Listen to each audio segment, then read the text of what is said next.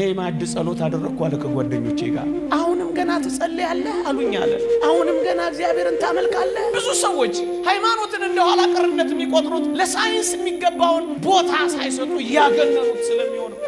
ለዚህ ነው ምስራቅ አውሮፓ 49% እግዚአብሔር የለሽ የሆነው። ሃይማኖታችሁ ምንድነው ስትሏቸው 5 ደቂቃ ዝም ይላሉ ሩቅ ምስራቅ ሀገሮች። ይሄ ወጥመድ ተጠምዷል። ለዚህ ነው ብዙ ወጣቶቻችን እያጣን ያለነው። መቅደስ ውስጥ ከሚሰበሰበው በላይ ጣት ቤት ውስጥ እየተሰበሰበ ያለው ለዚህ ነው። በጣም የተጠና ነው። በዓል እናከብራለን። በበዓሉ ቀን ግን እንሳከራለን። በዓሉን ታከብረዋለህ፣ ህይወት ላይ ግን ለውጥ አይኖረውም። ቄጤማ ትይዛለህ እንጂ አንተ አትነጠፍለትም። የላይ እንጂ የውስጥ እንድትሆን አይፈልጉም። ማዕተባችንን ተመልከቱት። እሱን አይከለክልህም። አሁን አዲሱ ስትራቴጂ እሱ እንዳለ ሆኖ ግን ሌላ ማንነት ግን እንድትይዝ ይፈልጋሉ።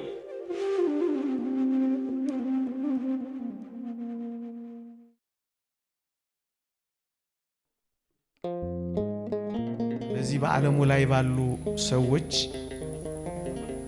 3 ዘመናት ይከፋፍላሉ። አንደኛው ዘመን ቅድመ ዘመናዊነት ወይም ቅድመ ዓለማዊነት የሚሉት ነው። ሁለተኛው ዘመናዊነት ወይም ዓለማዊነት የሚሉት ነው። ሶስተኛው ድህረ ዘመናዊነት ወይም ድህረ ዓለማዊነት የሚሉት ነው። በዚህ ውስጥ አጠናን የሚሉ ሰዎች ያሰቡት ሐሳብ ምን መሰላችሁ?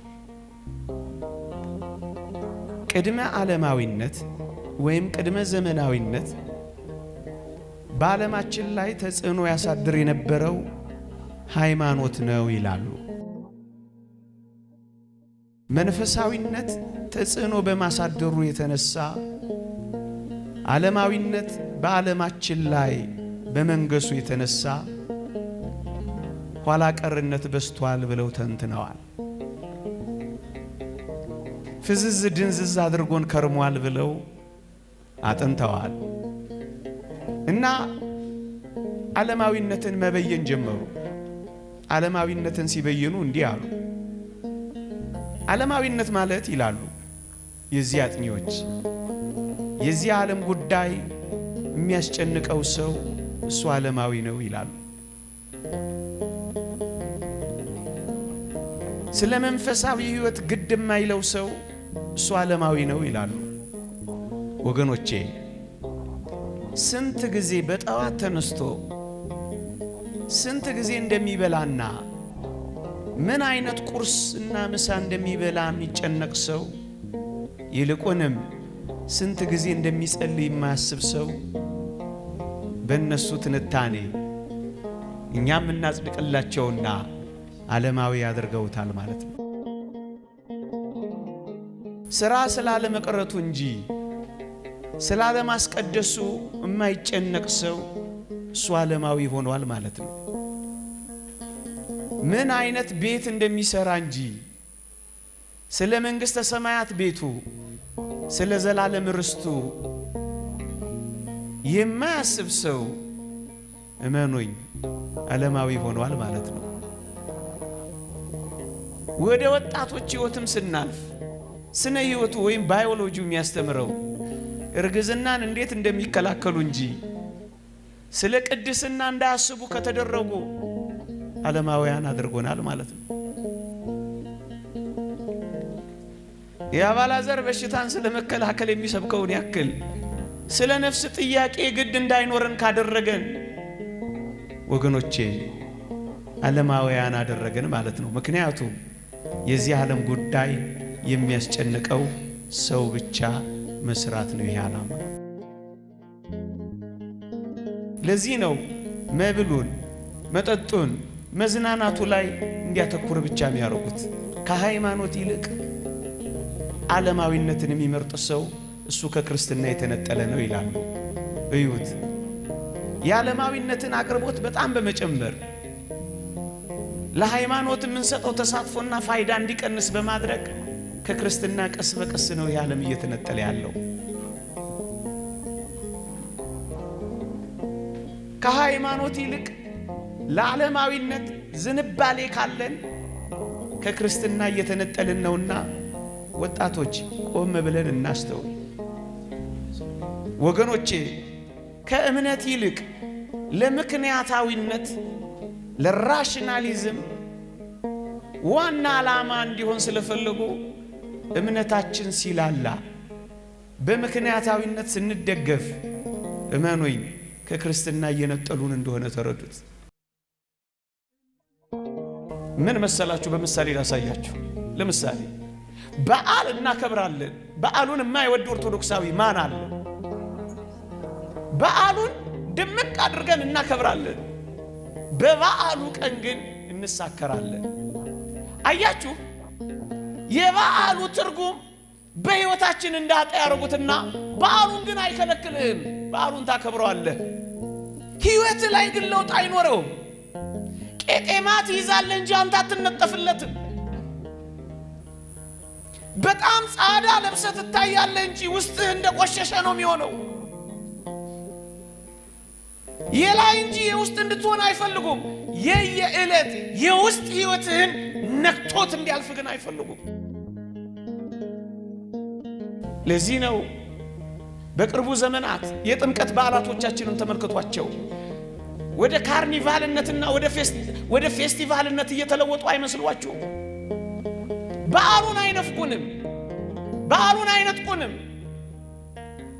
በዓሉ ውስጥ ግን ታቦታቱ ፈቀቅ ሳይሉ የቢራ መደርደሩን ግን እናየዋለን።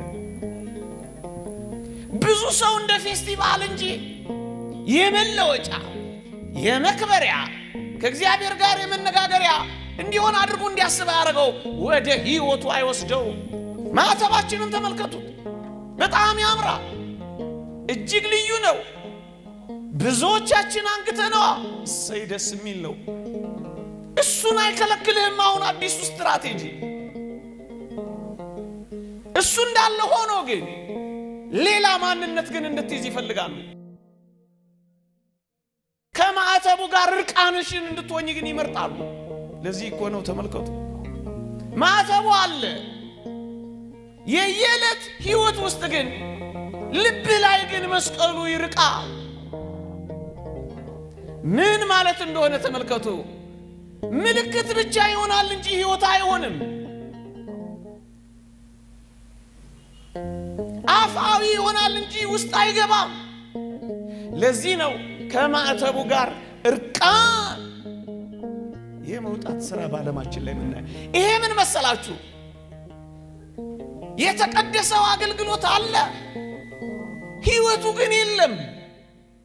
በዓሉ አለ፣ በዓሉ ግን በእኛ ውስጥ ለውጥ የለው። ማዕተቡ አለ፣ መስቀሉ ግን ጠፍቷል። ሌላ ምሳሌ ልስጣችሁ።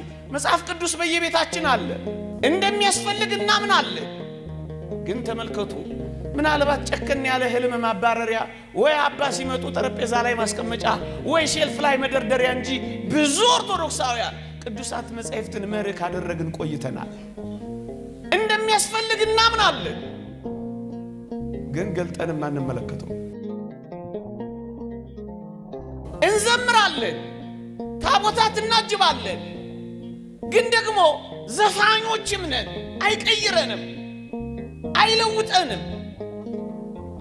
በአደባባይ እልልታ፣ በጓዳ ግን ዋይታ ነው የሚሆነው። ስብከታችንም የመድረክ እንጂ የልብ ስለማይሆን ጓዳችን ድረስ አይዘልቅም። ይሄ ምንድነው ካላችሁኝ፣ አዲሱ የዓለማዊነት ማቀንቀኛ ነው። አየህ፣ በሳይንስ ትመሰጣለህ፣ ሃይማኖትን ታቆስሳለህ። ይሄን ዓለም ደግሞ ያደነቅ እግዚአብሔርን ትረሳዋለህ። ለዚህ ነው ብዙ ሰዎች ሃይማኖትን እንደ ኋላ ቀርነት የሚቆጥሩት፣ ለሳይንስ የሚገባውን ቦታ ሳይሰጡ ያገነኑት ስለሚሆን እኮ። ለዚህ ነው ምስራቅ አውሮፓ 49% እግዚአብሔር የለሽ የሆነው።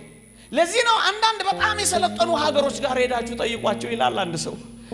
ሃይማኖታችሁ ምንድነው ስትሏቸው 5 ደቂቃ ዝም ይላሉ ይላል። ሩቅ ምስራቅ ሀገሮች ዝም ይላሉ። አንድ ወዳጄ ስኮላርሺፕ ሄዶ የነገረኝን ልንገራችሁ። እኔ ማዕድ ጸሎት አደረግኩ አለ ከጓደኞቼ ጋር፣ እዛ ካሉ ተማሪዎች ጋር። አሁንም ገና ትጸልያለህ አሉኝ አለ። አሁንም ገና እግዚአብሔርን ታመልካለህ አሉኝ አለ። አዎ አመልካለሁ አልኳቸው አለ። ተሸውደሃል። ጂሰስ ኢዝ ስፒሪቹዋል ዊፐን። ኢየሱስ እኮ መንፈሳዊ ጦር መሳሪያ ነው፣ እኛ የሰራ ነው። ኢየሱስ ክርስቶስ የሚባል የለም አሉኝ አለ።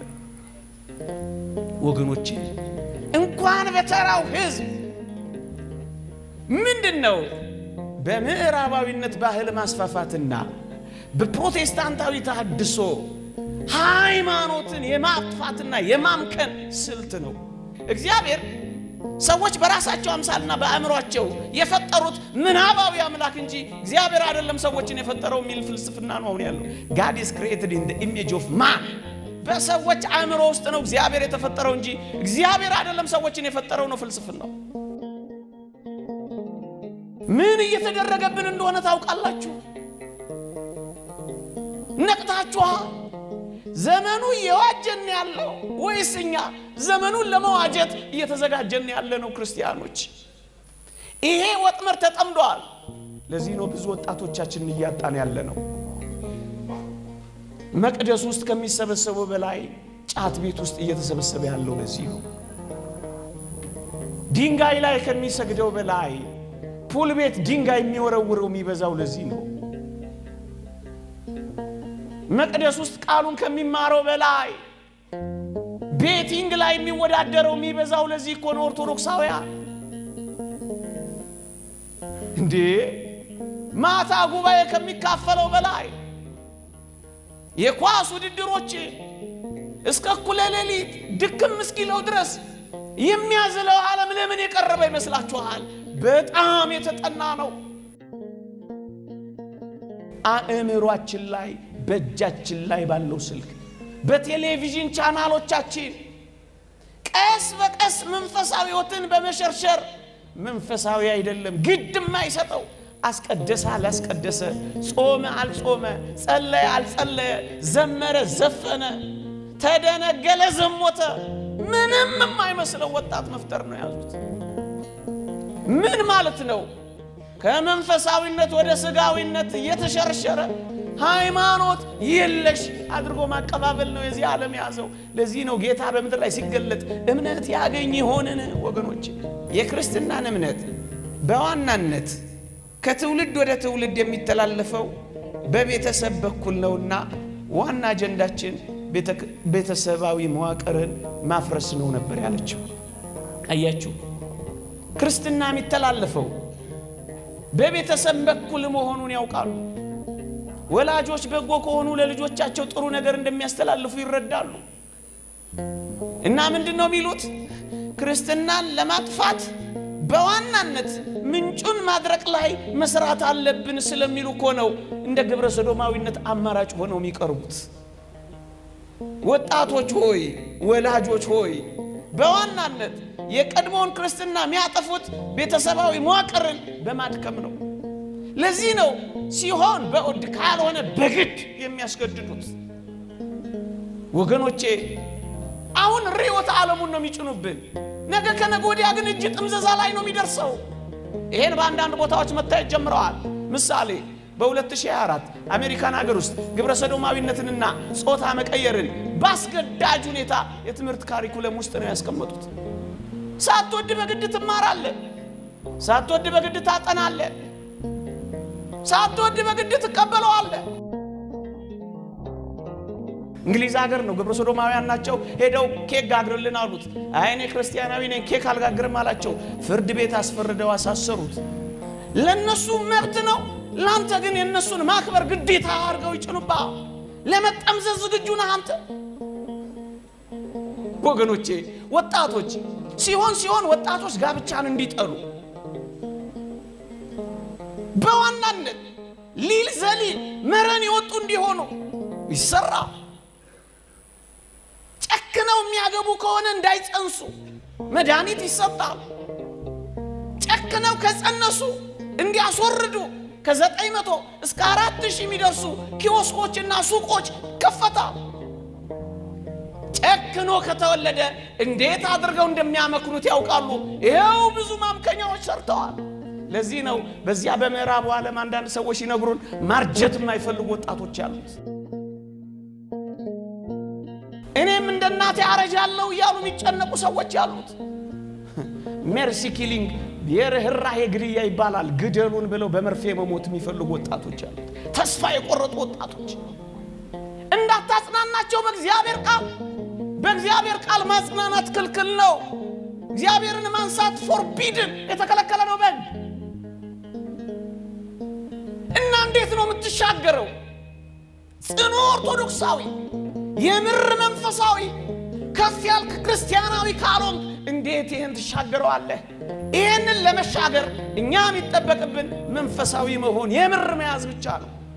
ምልክቱን ብቻ አይደለም፣ ህይወቱን ሴሬሞኒ ብቻ አይደለም፣ ኑሮውን መመላለሱን ብቻ አይደለም፣ መተከሉን መቅደስ ውስጥ መቆለፍ አይደለም፣ እቤት ይዘው እንድትሄድ በልብህ እንድታኖረው በአደባባይ እልል የምትልለት በጓዳ የምታለቅስለት ህይወትህ መስሪያ ቤትህ፣ ኑሮ ቤትህ፣ ክርስትና በህይወትህ ባለባበስህ ባነጋገርህ ካልተገለጥ እንዴት አድርገህ ትሻገረዋለህ?